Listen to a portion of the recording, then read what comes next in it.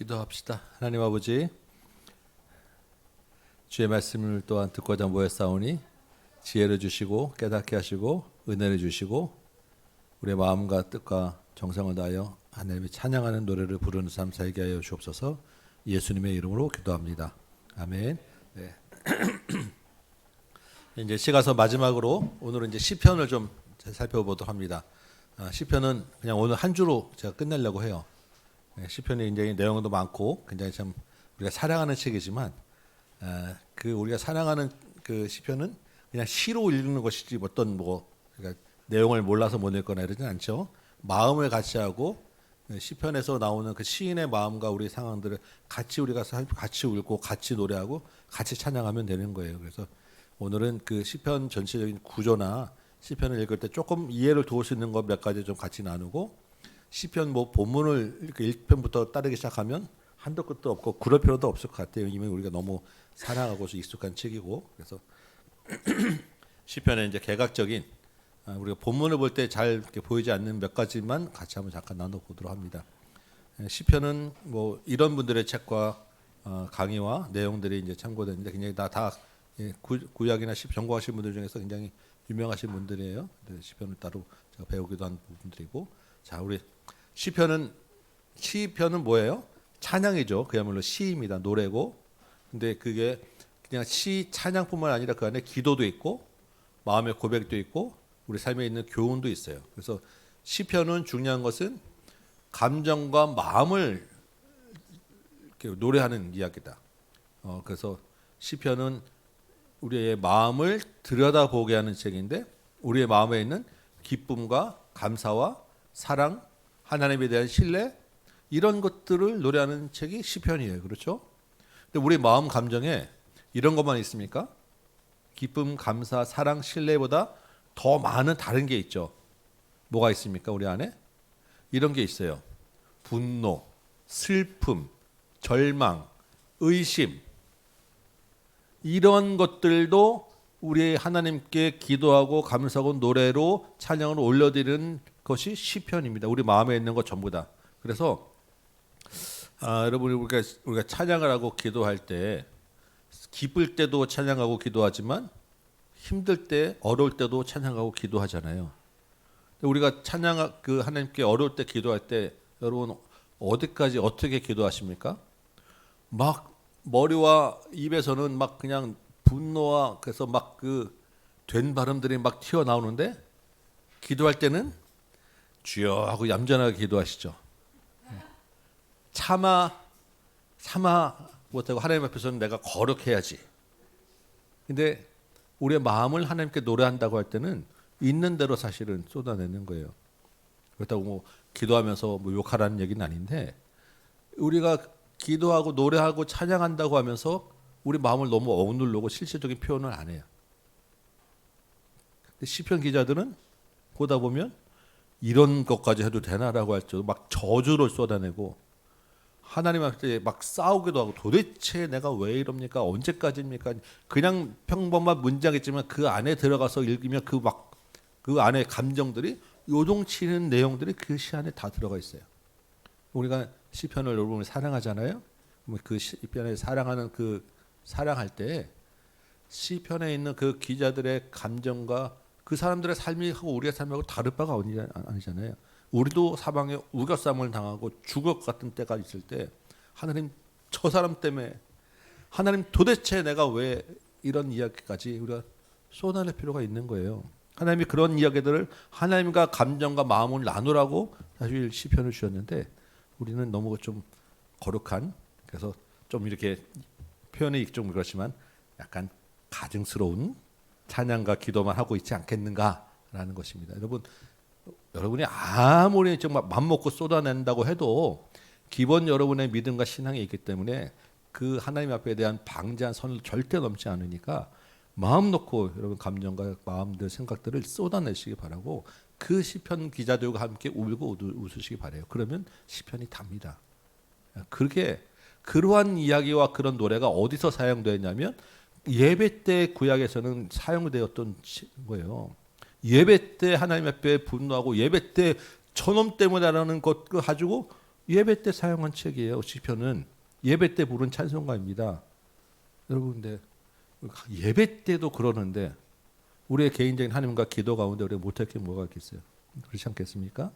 그 시편은 이거 예배 때 부른 찬송이구나. 그럼 우리가 하나님 앞에 예배한다고 할 때 우리의 마음과 감정을 솔직하게 있는 대로 하나님과 같이 교류하고 교제하는 것이 중요하구나, 이 생각을 하시면 됩니다. 구약에서 이것이 예배 때 사용됐다고 하면 예배를, 구약 예배는 뭐가 중심입니까? 성전에서 드렸잖아요. 그래서 성전이라는 것은 하나님이 임재하는 곳이잖아요. 하나님이 내가 여기 있겠다. 하나님이 온 땅에 다 계시지만 특별히 내가 여기 있겠다. 그래서 이 성전을 중심으로, 나를 중심으로 네가 살아라라고 하는 곳이 성전이에요. 하나님과 만나는 곳이 성전입니다. 그러면 시편은 성경 속에서도 특별히 시편 성경 전체의 한 가운데 있어요. 위치상으로도 하나님이 우리 가운데 한 가운데, 우리 삶 가운데 한 가운데서 만나 주시겠다라고 하는 책으로 주신 게 시편이구나. 하나님의 임재, 하나님의 만남을 가장 잘 느낄 수 있는 성경이 시편이에요. 시편을 더 많이 사랑하시고 시편 속에서 하나님의 임재를 경험하시기 바랍니다. 특별히 이 시편은 구약 시대에는 개인적인 성경이 없을 때잖아요. 이렇게 우리가 다 이렇게 있는 시편이 없는 때에 노래로 외워서 하나님을 찾고 하나님을 부르고 노래로 하나님을 기억하는데 유익했던 그런 책이에요. 그래서 우리도 지금 우리가 부르는 복음성가 중에 많은 찬양이 시편에 있는 가사들을 가지고 찬양하고 영감을 받습니다. 우리도 찬양을 많이 부르시고 많이 외우시고, 우리 찬송가나 복음성가 다 마찬가지로 말씀을 가지고 시편에서 사용될 때 이 말씀을 부르는 이 노래로 많이 외우셔서 평상시 다닐 때 성경을 늘 들고 다닐 수는 없지만 입에 있는 곡조 있는 노래로 다니면서 이렇게 지하철 안에서 차 안에서도 속으로 부를 수 있잖아요. 막상 기도가 잘 나오지 않아도 찬양은 할 수 있습니다. 여러분, 찬양을 많이 사랑하시고 특별히 찬양 가운데서 이렇게 가사들이 말씀을 바탕으로 한 찬양들이 많이 있어요. 그런 찬양들 좀 더 많이 사랑하셔서 늘 하나님을 기억하고 말씀을 하나님과 동행할 수 있는 방법 중에 아주 유익한 수단인 찬양을 많이 활용하시기 바랍니다. 여러분, 자, 이제 시편은 모든 다른 성경도 다 누가 썼는지, 그래서 어떤 배경에 있는지 이게 굉장히 우리가 같이 많이 나눴잖아요. 시편은 누가 썼습니까? 네? 다윗? 성경 저자? 성령님. 네. 원저자는 성령님이고 사람 저자가 누구냐? 시편의 사람 저자가 다윗. 네.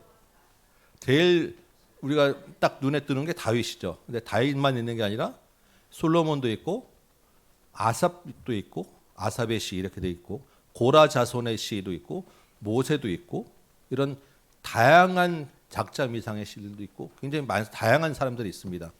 시편 중에서 이런 사람 중에 누가 제일 오래된 사람이에요? 여기 있는 사람 중에? 모세죠. 그러면 모세는 대략 언제 살려면 정확하지는 않지만 대략 BC 한 1400년대 정도로 우리가 봐요. 그 다음에 시편이 이제 나중에 제일 마지막에 되었을 때가 포로기 이후에 돌아왔을 때의 사람들 중에서 지은 씨가 포함됐을 것이다라고 하면 그때가 BC 한 400년 정도 전후라 합니다. 그러니까 시편은 대략 한 1000년 동안 지어지고 수집되고 편집돼서 온 책이에요. 그러니까 이 얘기가 뭐냐면 시편 안에 지금 엄청난 역사적인 간극이 있다. 그리고 그 1000년 동안에 하나님을 알아가는 그 신학이 많이 바뀌었을 것이고 더 깊어졌을 거예요.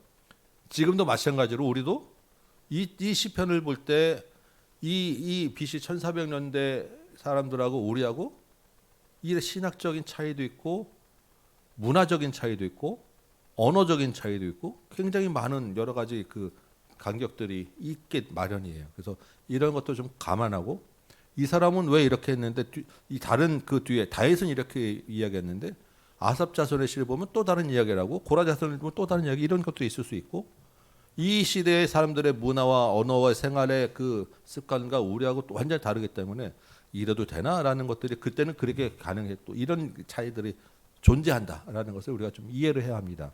있는 대로 주어져서. 그러니까 이런 그 문구 하나, 시는 다 또 상징적인 그런 언어도로 구성되어 있기 때문에 그것을 이해하고 해석하려고 그러면 문자적으로 그렇게 해석하려면 굉장히 어려워요. 그래서 시는 우리가 그냥 일반적으로 시도 이게 문법에 맞니 틀리니 이렇게 따지지 않고 시를 여러분 읽지 않겠습니까? 마찬가지다. 그래서 그 우리 마음과 생각을 왜 시는 이 시는 이런 노래 생각하고 이렇게 표현했을까?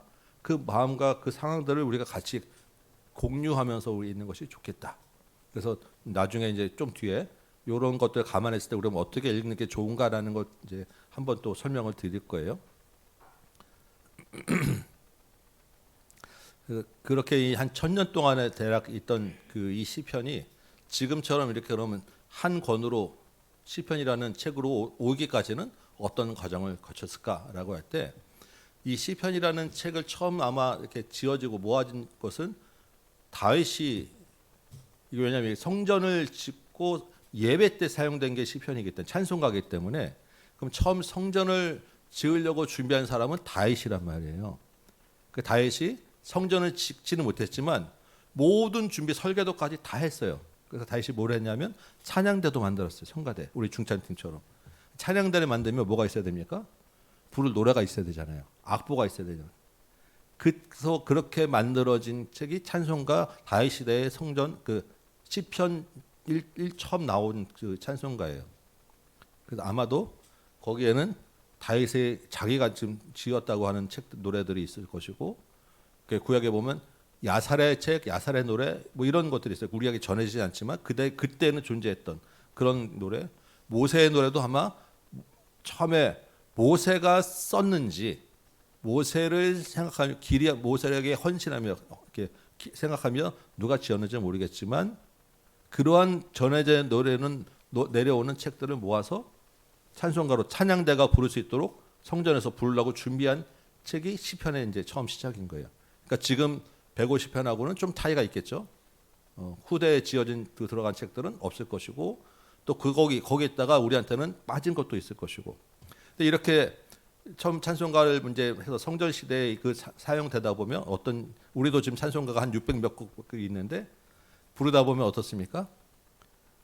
인기가 좋은 곡이 있고 어떤 곡은 잘 안 불려지는 곡이 있고 어떤 곡은 뭐 이렇게 너무 사랑해서 또 어떤 곡은 1절부터 4절까지 다 부르지 않고 후렴만 따라서 부르기도 하고 우리가 또 이제 막 금요일에 찬양 하다 보면 연달아서 한 두세 곡은 비슷한 거니까 묶어서 부르기도 하고 어떤 거는 후렴만 부르고 막 이러잖아요. 이때도 마찬가지로 그렇게 불렀을 거예요. 찬송가 우리가 부르는 거 똑같으니까. 그러니까 조금 막 이렇게 사랑받는 곡은 여기 이 책에도 있고 이제 찬송가가 처음 하나 나오면 또 뒤에 이제 추가되는 것들 해서 우리처럼 이게 인사가 자유로운 시대가 아니니까 1권 나왔으면 또 다른 거 나오고 이렇게 찬송가 책이 두꺼워져 있고 할 때 앞에 있는 그 곡이 뒤로 가기도 하고 합쳐지기도 하고 이런 식의 이제 과정들을 다윗 왕조 때 풀어서 수집하고 모아주고 하다가 포로로 끌려가게 됐어요. 그 포로로 끌려갔을 때는 성전이 없잖아요. 찬양대도 없고 예배가 없어졌어요.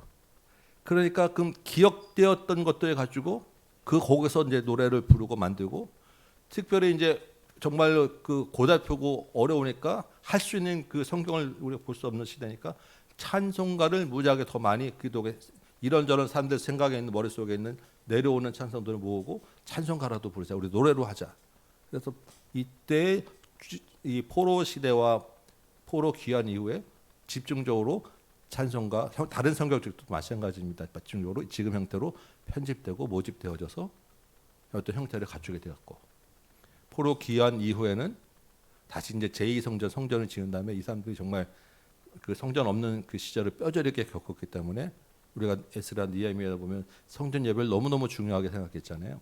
그래서 이 사람들을 데리고 자기 그 사람들 후대들을 데리고 어떻게 신앙 교육을 시킬 것인가 할 때 이 성전에 올라가는 노래라는 뒤에 시편 뒤에 보면 제목에 성전에 올라가는 노래라는 제목 붙은 게 많아요. 그래서 이 노래를 무지하게 다 외우게 해서 입에서 절기를 가르치고 노래로 교육하고 이런 그 신앙 교육을 하면서 이 시편이 이제 지금의 모습대로 편찬되고 모집이 되었다.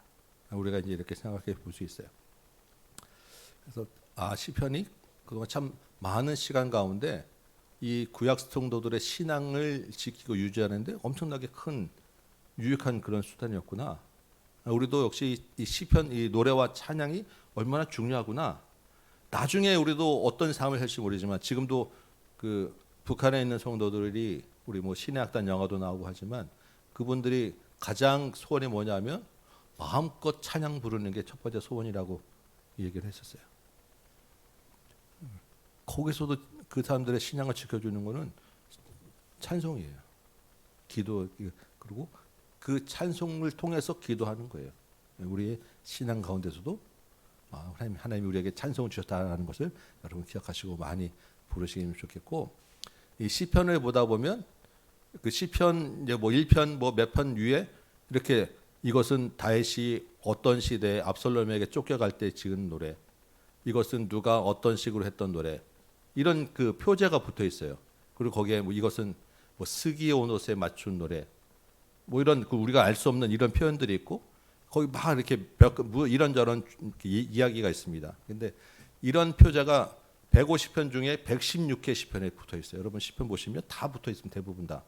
근데 이건 뭐냐면 시편이 처음 그 원 저자가 시를 쓸 때 쓴 건 아니에요.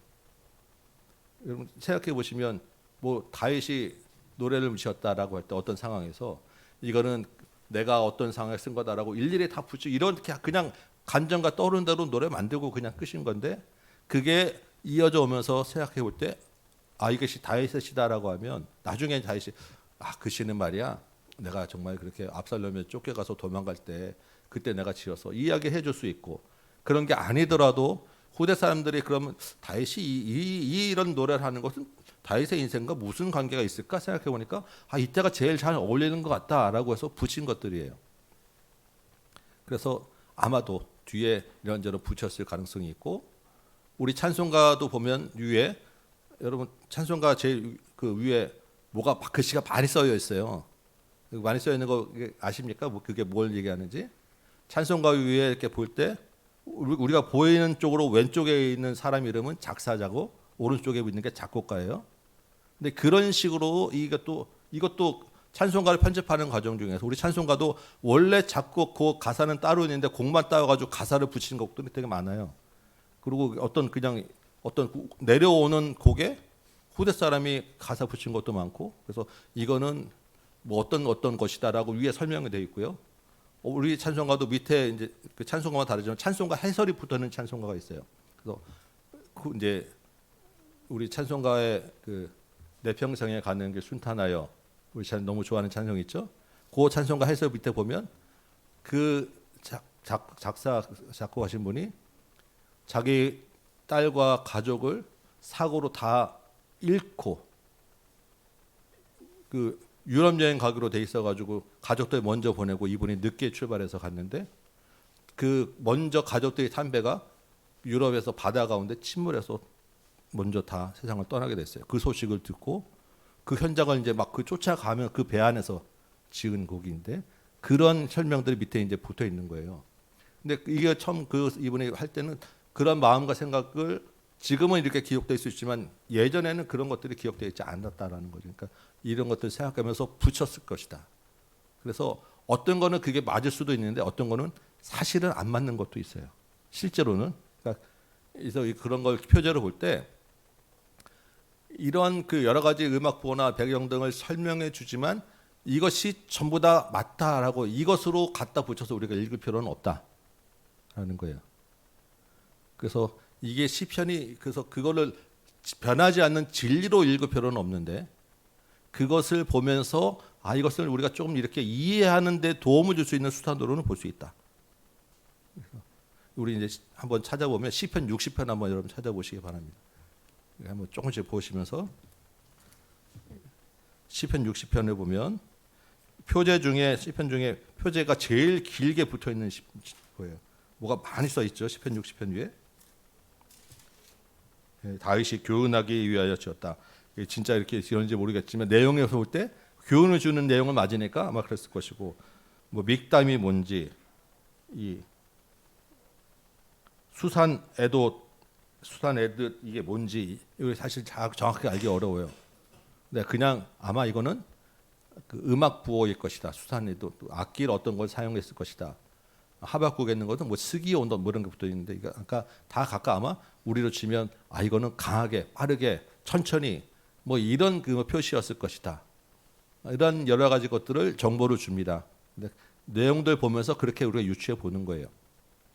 시편 30편을 한번 보시겠어요? 시편 30편의 제목이 뭐로 되어 있습니까? 다윗이 성전 낙성식에 부른 찬송이다 되어 있습니다. 낙성식이라는 것은 성전을 다 짓고 완공한 다음에 기념하는 식을 이야기하는 거예요.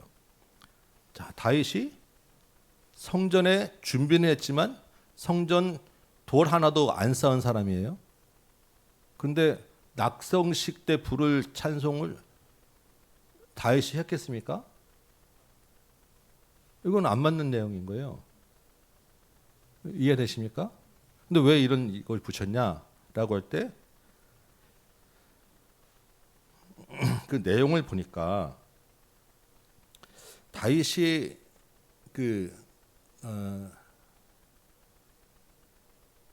인구 조사를 하고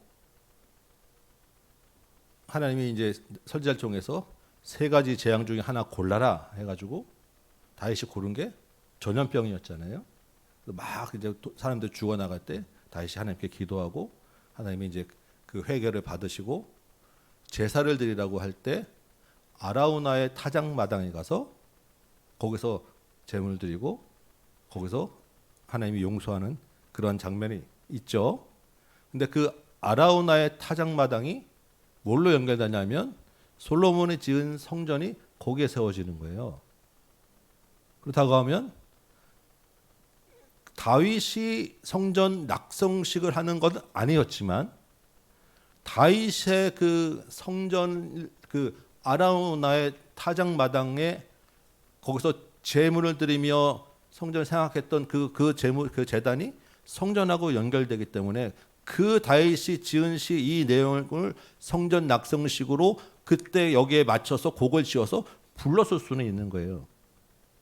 그래서 그렇게 연결되는 아마도 이것이 성전이 연결돼서 이런 그 표현 자체는 다윗은 낙성식하고 직접 관계는 아니지만 다윗의 그 노래를 가지고 이 성전 때 불렀다라고 이제 우리가 이해를 해주시켜 주는 거예요. 이해되십니까? 그러니까 정확하게 이것이 무조건 시험 드셔서 이 성경이 왜 거짓말하지 이러면 안 되시고 그렇지만 이 노래의 배경과 그 가운데 이런 은혜와 이런 생각이 있었구나라는 것을 우리가 생각하면 시를 훨씬 더 깊게 이해할 수 있고 그 상황들에 뭐 다윗이 압살롬에 쫓겨갈 때가 딱 맞진 않겠지만 그럴 때 이런 것을 불렀겠다라고 생각하면 나도 그런 비슷한 상황이 있을 때 이런 노래를 내가 부를 수 있겠구나라는 것을 우리가 이해하고 유추할 수 있는 상황이 되는 거예요.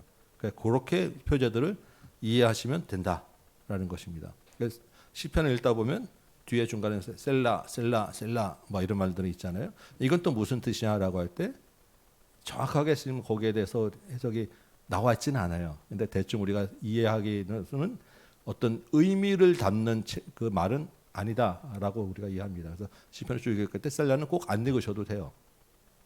그래서 그 대신에 읽을 때 잠깐 쉬어가라라고 하는 표시가 아니거든요. 여기서 한 번씩 끊고 그 앞뒤 문장을 좀 생각하고 읽어라라는 정도의 표시로 우리가 생각하시면 되지 않겠느냐라고 이제 일반적으로 많이 생각을 합니다. 꼭 이거 뭐다라고 도대체 뭐야라고 이렇게 파실 필요는 없어요. 그렇게 이해를 하시고 시편이 이제 전체로 보면 시편 1편부터 150편까지 있지만 1권, 2권, 3권, 4권, 5권 이렇게 되어 있습니다. 41편 뒤에 보면 42권 2편 시작할 때 제2권 시편 1편 제일 앞에 1권 되어 있습니다. 그러니까 시편이 150편인데 그 안에 책이 5개가 들어가 있는 거예요. 그래서 이렇게 그게 또 뭐 예를 들면 5편에 그럼 30편씩 되어 있는 것도 아니고 편수가 어떤 것 좀 길고 짧고 해가지고 권이 5개가 들어가 있습니다. 이게 시편 우리가 주어야 되는 그냥 구조예요. 근데 왜 이게 5권이겠느냐 굳이 5권이라고 할 때 왜 5권이겠습니까? 성경이 5개 있는 게 뭐가 있죠? 모세오경. 그 모세오경 하나님이 모세오경을 주로 우리가 율법서 하나님 주신 말씀으로 생각할 때 시편도 하나님이 주신 찬송가다라고 해서 모세오경 5권처럼 이걸 5권으로 아마 분류했을 것이다라고 지금 이렇게 우리가 돼 있는 거예요. 근데 이 5권이 좀 특별한 것은 여러분 나중에 한번 찾아보세요. 41편, 72편, 89편, 106편, 150편 제일 마지막에 있는 시편에 제일 마지막이 뭘로 끝나냐면 전부 다 아멘하고 끝나요. 그 아멘 앞에는 다 뭐가 있냐? 여호와를 찬양하라, 여호와를 찬양하라, 여호와를 찬양하라, 아멘, 아멘. 다 동일해요. 그래서 이게 뭐겠습니까? 이것도 역시 그러면 처음부터 이렇게 시편 아까 많은 저자의 것들을 했으니까 노래로 보면서 시편을 모으면서 아마 편집하는 과정에서 붙여졌을 텐데 이렇게 번호 모아졌을 텐데 시편 전체가 뭘 얘기하고 있다? 하나님을 찬양하는 하나님을 노래구나라고 우리가 이해할 수 있어요. 이런 특징이 있다라는 걸 이제 근데 이건 몰라도 물론 시편을 개별적으로 읽어도 되지만 시편 전체가 하나님을 찬양하는 시이구나라는 것으로 주어졌다는 것은 생각하면 좋겠습니다. 그 시편에 이렇게 권으로 되어 있지만 전체로 보면 또 서론, 본론, 결론의 형식으로 되어 있어요. 시편 1편과 2편이 한 덩어리로 서론 역할을 하고 시편 146에서 150편까지가 결론이고 이거는 지금 말씀드리는 것들은 어느 정도 대부분의 그 학자들의 공통된 모아진 의견들이에요. 이거는 그래서 그냥 기본적으로 다 이거 다릅니다라고 하는 게 다 이렇게 얘기를 해요. 그러니까 이건 그냥 이렇게 이해하셔도 돼요. 그러니까 서론 그다음에 3편에서 145편은 본론, 146에서 150은 결론이다. 이렇게 구조를 나눠 볼 수 있다라고 되어 있습니다. 그럼 서론은 무슨 얘기를 하냐? 시편 1편, 2편에서는 여러분 시편 1편의 처음 시작이 뭡니까? 복 있는 사람은 쭉 하고 여호와의 율법을 주야로 묵상하는 자로다. 그래서 복 있는 사람은 어떤 사람이에요? 여호와의 말씀을 사모하고 여호와의 말씀을 따르는 자가 복이 있다. 이게 시편 1편입니다. 자, 시편 2편은 어떤 책입니까? 잘 모르죠. 시편 2편 제일 마지막 구절 한번 누가 찾아서 읽어주실래요? 시편 2편의 제일 마지막 구절.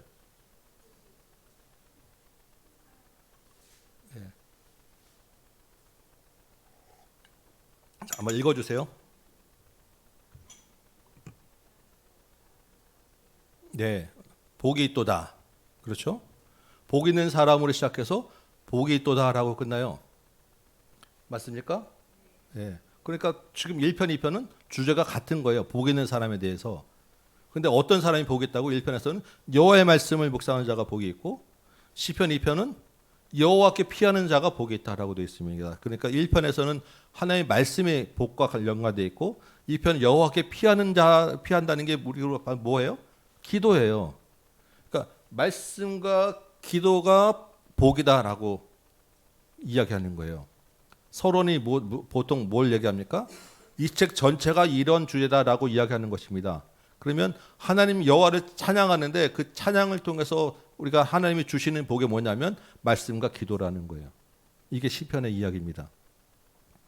그래서 본론에는 어떤 이야기겠다고요? 탄식하고 찬양하고 감사하고 신뢰하고 이런 여러 가지 시편의 주제들이 쭉 있는데 그 모든 이야기가 무슨 얘기하냐면 말씀대로 살려고 몸부림치는 자. 그죠? 하나님 말씀대로 살아내려고 말씀 붙잡고 살다 보니까 탄식도 하고 찬양도 하고 감사도 하고 그 이야기가 시편의 본론이에요. 근데 이게 말씀대로 살다가 하니까 잘 안 돼. 살다 보니까 어려움 겪고 그 어려움 가운데서 하나님 이게 시편이라는 거예요. 이런 사람이 복이 있다. 이게 시편 전체예요. 그러니까 시편을 보면서 우리는 여전히 말씀과 기도를 배우는 거예요. 어떻게 말씀대로 살 것인가? 어떻게 하나님께 기도할 것인가? 이렇게 하나님대로 말씀대로 살고 몸부림치다고 치고 하나님께 피하는 자가 마지막에 부르는 게 뭐냐면 찬양이에요. 하나님이 찬양. 그래서 이 마지막 결론 시편 146, 150편은 똑같아 다. 할렐루야로 시작해서 할렐루야로 끝나요. 할렐루야가 뭡니까? 여호와를 찬양할지어다. 하나님이 찬양하는 노래로 마지막 결론 나는 거예요. 이렇게 살다 보니까 결국 남는 건 뭐냐? 하나님을 찬양하는 것만 남더라. 그냥 우리가 여호와를 찬양하라니까 그냥 찬양이 아니라 말씀과 기도로 몸부림치면서 살고 부딪히다 보니까 나에게 남는 거 마지막 결론은 여호와를 찬양하는 것이다. 그래서 이런 사람이 복이 있다. 이게 시편입니다. 내 마음에 드는 한 구절만 딱 뽑아 놓고 이것만 주구장창 나에게 복이 딱 이것만 보시지 마시고 시편을 통해서 이러한 이야기들을 여러분 같이 마음에서 담으시기 바래요. 그래서 정말 하나님을 찬양하는데 하나님을 찬양하는 게 정말 하나님 과연 살아계시구나. 하나님 정말 살아계시구나. 배우는 거예요. 근데 그 살아계신 하나님이 하나님 나라로 다시 메시아로 다시 오실 거구나. 이걸 소망합니다. 왜냐하면 이 마지막 시편 102 결론 부분들이 주어진 그 시대를 생각해 보면 아마도 이 시대일 거예요. 느헤미야 시대, 에스라 느헤미야 시대, BC 한 400년대 전후 우리가 포로 귀환 이후에 시편을 이제 마무리하고 지금 형태로 막 수집됐다가 말씀드렸잖아요. 그러면 이 시대가 어느 시대냐? 어떤 나라는 돌아왔는데 돌아오긴 했는데 나라의 국권이 회복되지 못해 여전히 페르시아의 지배하에 있어요. 성전을 세우긴 세웠지만 이전보다 너무 초라해. 돌아오긴 돌아왔지만 돌아온 사람보다 남은 사람이 훨씬 더 많아요. 돌아와서 보니까 아직 그 폐허화된 그 속에서 정말 그 건물 하나 세우려고 얼마나 어려움을 겪는 가난과 그 방해 속에서 우울할 수밖에 없고 정말 눈물을 흘리며 사는데 이 사람들에게 뭐가 소망이냐면 곧 메시아가 올 거야. 메시아가 와서 새로운 하나님 나라가 세워질 거야. 그러면 영원한 성전을 세울 거야. 이런 것을 바라보면서 할렐루야 할렐루야 하나님을 찬양했어요. 이 본론에 있는 말씀 그 내용 그대로를 마지막에 정말 어려운 환경 가운데서 찬양한 노래. 그래서 시편이 우리에게 주어졌어요. 우리의 삶 가운데서 답답하고 많은 어려운 상황 가운데서 우리가 부를 게 뭐냐? 하나님을 찬양하는 것, 우리에게 오신 예수 그리스도를 바라보는 것, 그리고 영원한 하나님 나라를 바라보는 것. 시편을 통해서 우리의 신앙을 이렇게 키워가는 거예요. 우리가 부를 노래들입니다. 이게 그래서 그렇지 않겠습니까? 좀 본론의 노래는 다 우리의 직접 관계에 있는 것이고 마지막 결론도 마찬가지일 것이고. 네, 구조 관련해서 하나만 더 말씀드리면 이런 것 제목 이런 내용들이 있어요. 우리가 이걸 가만히 보다 보니까 이 시편 1권은 주로 2권까지 주로 나오는 게 누구냐면 다윗의 시가 집중적으로 나와요. 그래서 역사적으로 봤을 때 그럼 1권에서 2권은 무슨 얘기를 하냐면 언제적 배경이냐면 다윗 왕조를 배경으로 해요. 근데 시편 2권 제일 마지막 72편이 누구의 시냐면 솔로몬의 시예요. 그래서 이때는 이 시들은 다윗 왕조의 견고함, 다윗 왕조가 세워지는 그 견고함을 찬양하는 그런 시대 배경으로 아마 지어졌구나라고 되어 있는데 이 3권 들어가니까 무슨 얘기냐면 주님 우리가 망했습니다. 우리가 포로로 끌려갔습니다. 나라가 망했습니다. 이런 특별히 89편 같은 거 보면 완전 나라가 망했습니다라고 하는 다윗 왕조의 멸망을 배경으로 하는 시들이 모여 돼 있어요. 그래서 포로로 끌려갔어요. 이스라엘이 포로로 끌려간 게 역사적으로는 무슨 사건이 있었습니까? 애굽으로 끌려갔잖아요. 바벨론으로 끌려가면서 뭘 기억하냐? 애굽으로 끌려가는 걸 기억하는 거예요. 근데 애굽으로 끌려갔을 때 처음 이스라엘이 애굽으로 들어가게 된 게 누구 때문에 들어가게 됐습니까? 요셉이 있으면서 이게 이제 나쁘다게 아니라 요셉이 있을 때 애굽으로 다 갔잖아요. 그래서 이 3권에만 나오는 이름이 요셉이에요. 우리가 이제 포로 끌려갔다라는 걸 기억하면서 그러다가 하나님 죽겠습니다고 했는데 4권 넘어가니까 언제까지입니까? 이제 포로로 끌려가서 하나님 우리가 돌아가게 해주세요. 돌아가게 해주세요. 라고 하면서 하다가 5권에는 돌아왔어요. 그래서 107편 보면 동서남북에서 주의 백성을 부르셨다라는 얘기가 나요. 포로에서 다시 돌아온 거예요. 애굽에서 지금 요셉 때 끌려갔다가 애굽에서 나온 건 누가 데리고 났어요? 모세가 나왔잖아요. 그래서 이 시편 90편 같은 건 모세의 노래가 여기 들어가 있는 거예요. 그런 그 역사적인 그 흐름 속에서 1권부터 5권까지가 이렇게 시편이 편집되었구나 이런 내용이구나라는 걸 보시면 앞부분은 조금 더 우리가 그런 다윗과 연관시켜서 하나님이 그렇게 번성케 하셨던 것을 기억하면서 뒤에 갈 때는 망하게 되었을 때 어떤 심정들과 포로에 끌려갔을 때 그런 어려움과 돌아왔을 때의 노래들, 돌아와서 그 이 사람들이 주구장창 부른 것은 하나님 찬양하는 것, 우리가 이거 놓쳐가지고 이렇게 망했구나 이렇게 지금 그 시편이 이야기되어 있다라는 생각하시고 마지막으로 이제 하나만 좀 얘기해 보면 시편을 그래서 아까 이제 여러 가지 오랜 시간 동안에 다양한 저자들의 이야기 속에서 배경 속에서 지어졌기 때문에 이걸 이해할 때 많은 그 간격들을 어떻게 좁혀갈까 할 때 가장 유용하게 우리가 생각할 수 있는 것은 시편의 장르가 있어요. 장르. 똑같은 시편이지만 우리 그냥 우리 시도 지금도 시도 자연을 노래하는 시, 어떤 뭐 역사적인 것들 배경하는 시, 시마다 그 주제가 다르잖아요. 그래서 이 시는 무슨 총독파 시인, 이 시인은 무슨 시인, 뭐 저항 시인, 뭐 이렇게 시인들마다 다 분류하고 시의 내용들이 다 달라요. 시편도 똑같습니다. 그래서 이 시가 어떤 주제와 장르에 속한 시인가를 보면 조금 더 그 시를 이해하는데 훨씬 많이 도움이 돼요. 그래서 가장 그 대표적으로 시에 이해하는데 우리가 유익한 게 이 장르를 구분하는 건데 어렵지 않습니다. 시를 읽다 보면 대충 이런 거구나 우리가 이해될 수 있어요. 대표적으로 시편에서 많이 나오는 시가 찬양시예요. 하나님을 찬양하라, 여호와를 찬양하라. 왜냐하면 여호와는 크신 분이고 구원하신 분이고 은혜를 베푸시고 자비를 베푸신 분이고 하나님의 위엄이 있으신 분이다. 하나님을 찬양하라라고 하는 찬양으로의 초대, 그리고 왜 찬양해야 되는지에 대한 이야기를 하는 시가 찬양시예요. 대표적으로 이러한 시들이 있습니다. 우리 시편 96편 한번 찾아볼까요? 그냥 우리 하나씩 조금만 맛을 보고 가겠습니다. 시편 96편.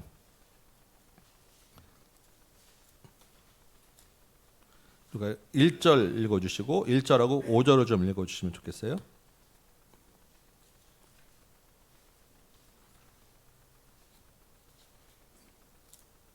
자, 누가 읽어주세요. 네. 네, 5절.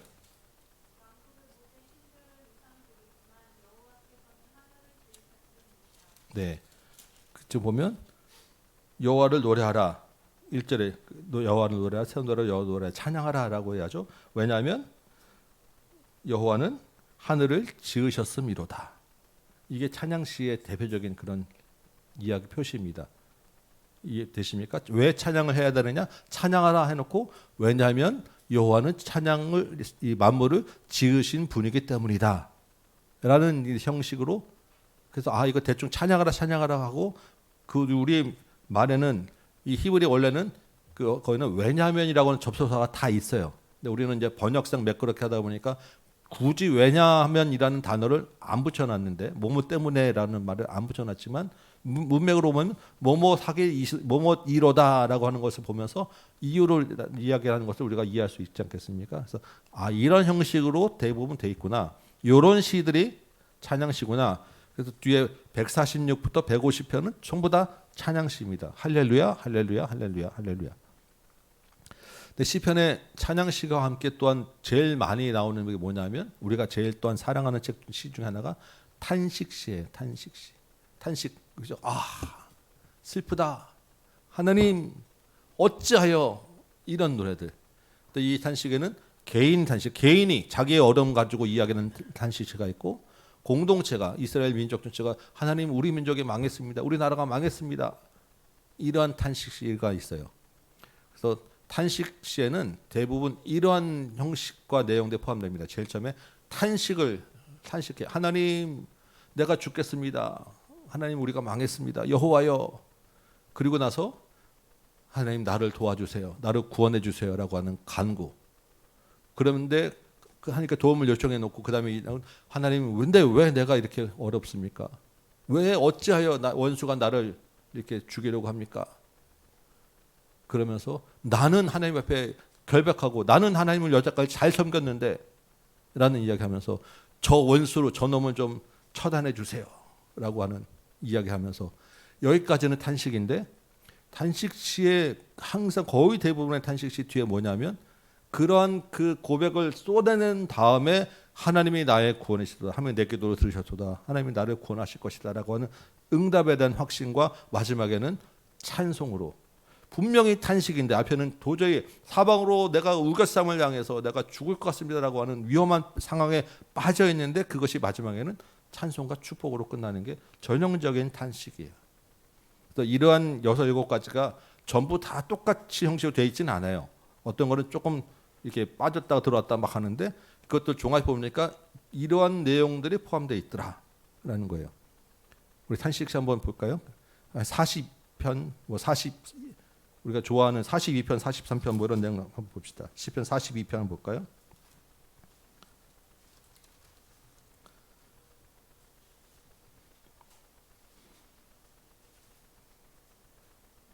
시편 42편. 이 42편, 43편은 그냥 원래는 하나의 시예요. 근데 그냥 나눠놨는데 사슴이 시냇물을 찾기에 갈급함 같이 내 영혼이 주를 찾기에 갈급합니다. 천무에 지금 탄식하고 있어요. 하나님, 내가 지금 갈급한 상황에 있습니다. 하나님이 어디 있냐고 사람들이 나를 놀리고 원수를 고발하고 있죠. 나를 내 눈물이 수혈로 음식이 될 정도로 이렇게 되었습니다. 근데 그 가운데서 나는 하나님께 소망을 두겠습니다. 내 영혼아, 마지막에 네가 어찌하여 낙심하며 어찌하여 내 속에서 불안하는가. 넌 하나님께 소망을 두라. 그가 나타나 도우심으로 말미암아 내 하나님을 여전히 찬송하리로다. 우리 40편을 보면 내가 여호와를 기다리고 기다렸더니 귀를 기울여서 나의 부르짖음을 들으셨도다. 나를 기가 막힌 웅덩이와 수렁에서, 지금 시인이 기가 막힌 웅덩이와 수렁에 지금 빠져 있다는 이야기입니다. 하나님, 나를 도와주세요. 5절에도 여호와 나의 하나님이여 우리 향하신 주의 생각도 많고 누구 견딜 수 없는데 내가 널리 알려 말하고자 하나 너 그 수를 셀 수 없어이다. 막 지금 수렁과 웅덩이에 빠져 있으면서도 하나님이 나의 도움이시다는 얘기하죠. 그런데 뒤에 보면 14절 보면 내 생명을 찾아 멸하는 자 다 수치와 낭패를 당하게 하소서. 나를 향하여 조소하는 자들 자기 수치로 말미암아 놀라게 하소서. 원수들에 대한 고발과 저주 심판들을 이야기합니다. 그러면서도 하나님이 나의 도움이시고 나를 건지시는 자이다. 이런 식의 어떤 그 형태들, 내용들이 이 탄식시 안에 쭉 포함되어 있어서 앞부분 전반부를 보면 막 그냥 하나님 앞에 정말 어려움을 쏟아냈지만 결론적으로는 그 쏟아내는 가운데서 다시 예배자로 돌아오는 그 모습들을 우리가 탄식시에서 보게 되더라. 이게 이런 시편들이 대부분입니다. 그래서 이게 참 우리 탄식시가 우리에게 참 많은 생각과 은혜와 유익을 주고 있다라는 걸 보게 되고요. 또 하나의 이제 시는 뭐냐면 감사시가 있습니다. 여호와께 감사하라. 그는 선하시며 인자심이 영원하미로다. 하나님이 나를 구원하셨고 기도응답에 대한 확신을 찬양하는 감사시가 있고, 또 하나의 다음은 신뢰시. 이거는 어떤 하나님의 이 대표적인 게 뭐냐면 시편 23편이에요. 여호와는 나의 목자시니 내가 부족함이 없으리로다. 하나님에 대한 신뢰와 기도. 어떤 어려움과 이런 이야기 하는 게 아니라 하나님이 나의 시편 120편 내가 눈을 들어 내가 산을 향하여 눈을 돌리니 나의 도움이 어디서 없고 천지를 지으신 여호와께서로다. 나를 도와주시고 나를 반석 되신 하나님을 내가 찬양합니다. 하나님을 내가 의지합니다. 라는 내용들, 뭐 고통과 고난 가운데 우리 힘들게 하는 게 아니라 이런 내용들이 신뢰시. 시편에 또 많은 게 뭐냐면 제왕시라고 있어요. 이거는 왕과 관련된 시예요. 시편에. 어떤 왕이 결혼할 때, 왕이 즉위식을 할 때 그런 것들과 어울리는 노래들, 왕이 어떤 그 인간 왕에 대한 이야기를 하는데 그 인간 왕에 대한 이야기가 뭘로 연결되냐면 메시아이신 예수 그리스도로 대부분 다 연결됩니다. 대표적인 제왕시가 뭐냐면 시편 2편이에요. 아까 우리 봤었죠? 시편 2편 잠깐만 조금만 볼까요?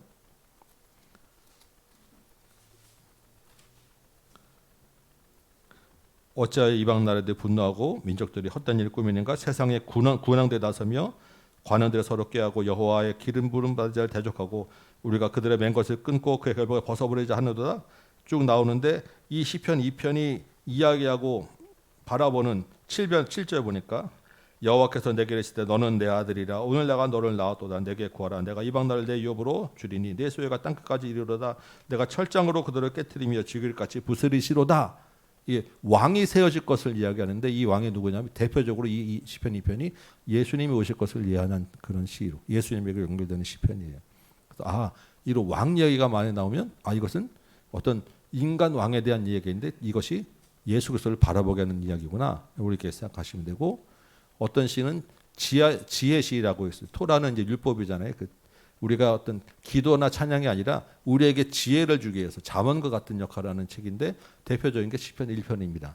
복 있는 사람은 여호와의 말씀을 주야로 묵상하는 자로다.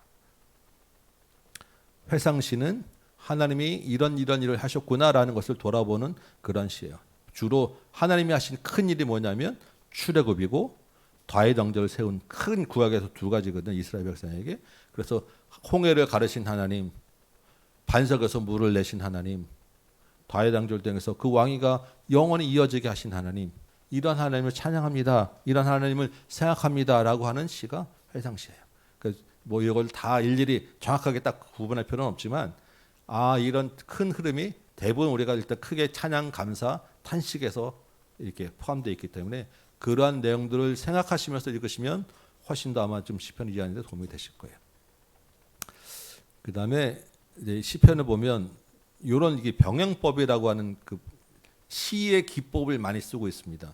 우리 시편 6편 한번 보시면 뭐냐면 시편 6편 보시면 1절과 2절 볼게요. 여호와여 주의 분노로 나를 책망하지 마시오며 주의 진도로 나를 징계하지 마옵소서라고 할 때 자 여기서 분노는 또 다른 말로 뭐가 돼 있습니까? 진노. 분노와 진노는 같은 말이에요. 그렇죠? 나를 책망하지 마십시오라는 책망과 징계하지 마십시오라고 할 때 책망과 징계는 같은 의미입니다. 근데 똑같이 그냥 주의 분노로 나를 책망하지 마시고 주의 분노로 나를 책망하지 마십시오 이렇게 같은 말을 두 번 반복하면 별로 재미가 없어요. 시는 그렇게 쓰는 게 아니잖아요. 같은 의미를 가진 다른 단어를 반복해서 쓰면서 시의 효과를 극대화시키는 2절도 보면 여호와여 내가 수척하였사오니 내게 은혜를 베푸소서 여호와여 나의 뼈가 떨리오니 뼈가 떨리오니가 뭐겠어요? 수척하였사오니 나를 고치소서 이 고치소서는 은혜를 베푸소서 이게 지금 반복되는 거예요. 지금 여러분 딱 그냥 되게 쉽게 생각하는 게 사울이 죽인 자는 천천히요 다윗을 죽인 자는 만만이로다 할 때 사울과 다윗을 놓으면서 천천만만의 숫자가 이게 다 그냥 많다는 거예요. 근데 이게 천천이면 뭐 만만 이게 다른 게 아니라 이걸 같은 의미를 두면서 사울과 다윗 둘 다 하나님이 큰 일을 했다라는 그런 노래인 거예요. 이걸 뭐라 하냐면 병행법이라고 해요. 비슷한 단어. 근데 시편에 이러한 시기 때문에 시의 어떤 그 문학적 기법으로 제일 많이 쓰이는 게 병행법이에요. 그래서 이런 보면서 이걸 왜 쓰냐면 다른 단어로 같은 의미를 강조할 때 강조하는 효과를 극대화하기 위해서 그리고 반복되어지면서 점진적으로 더 크게 발전해서 더 크게 그 의미를 심화해서 나갈 때 발전돼 나갈 때 처음에는 은혜를 그다음에 그것이 구체적으로 뭐가 은혜를 베푸셔서 할 때 은혜가 뭐냐면 나의 아픈 거 힘든 걸 고쳐달라는 거구나라고 이것을 다른 단어로 반복하면서 더 잘 알려줄 때 이런 문학적 방법으로 병해법을 씁니다. 보시면서 제일 많이 쓰이는 방법이니까 이걸 좀 참고하시면 되겠다. 또 한 가지는 우리가 잘 아는 봉투구조, 인클루지오라고 얘기하는 앞뒤가 똑같은 말로 시작과 끝이 같은 말로 끝날 때가 있어요. 그러면 여호와를 찬양하러 시작해서 여호와를 찬양하러로 끝나면 이 시는 앞에 많은 이야기하지만 하나님을 찬양하는 거구나. 그럼 왜 찬양하지?라고 보면서 보면 여호와를 하나님이 나를 애굽에서 건져내신 하나님 이를 찬양하는 거구나. 이런 이제 그 벌써 많이 쓰이는 것이 앞뒤 똑같다라는 거. 시편에서 우리는 좀 이해하기 어려운데 원어상으로는 이런 표시가 이합체시라고 되어 있는 게 있는데 뭐냐면 히브리어 알파벳 순서대로 그 앞대가리를 타서 쓴 시예요. 제일 많이 나온 게 119편 길잖아요. 우리도 가나다라 기억니은 디귿이 20몇 개가 있는데 히브리 알파벳도 그 우리에 해당하는 기억니은 디귿이 22개가 있어요. 그 알파벳. 그걸 따라서 쭉 씌었다고 해서 이런 긴 시를 썼는데 왜 이렇게 썼을까 했을 때 노래로 이해하기 좋으려고. 우리도 가나다라 순서대로 노래가 쫙 있다가 하면 다음 2절은 나로 시작하면 뭐가 하지? 다로 시작하지? 이렇게 외우면 노래가 훨씬 쉬워진다고요. 가사로 외우기가. 그런 목적으로 이를 썼구나. 이렇게 길어졌구나. 이렇게 요거는 그냥 참고 삼아 이해하시면 됩니다. 그래서 시를 이해하기 위해서 여러 가지 제가 몇 가지 이해를 드렸는데 다 모르셔도 돼요. 그렇지만 마음과 감정으로 하나님께 정말 솔직하게 찬양하는 하고 기도로 나간다라는 것만 기억하시면 시편을 이해하는데 크게 어렵지 않으실 거예요. 되시겠죠? 시편에 대한 이야기는 여기까지만 하려고 합니다.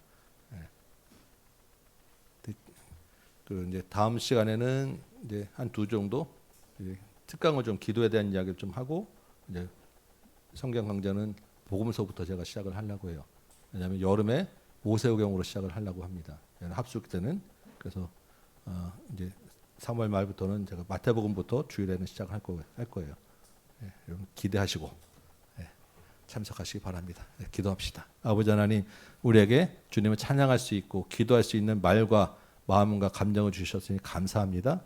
주님의 마음과 합한 마음 되게 하시고 주님의 마음과 같이 공유하게 하시고 주신 말과 생각들을 많이 찬양하고 부르며 여호와를 생각하는 귀한 삶 살도록 도와주옵소서. 예수님의 이름으로 기도합니다. 아멘. 수고하셨습니다. 목장으로 모였다가 가시기 바랍니다. 오늘은 남자들은 연합으로 한 목장으로 같이 모일 것이고 여자들은 윤혜영 집사님 목장하고 또 다른 목장 권사님 목장은 우리 홍 목사님 내려오실 거예요.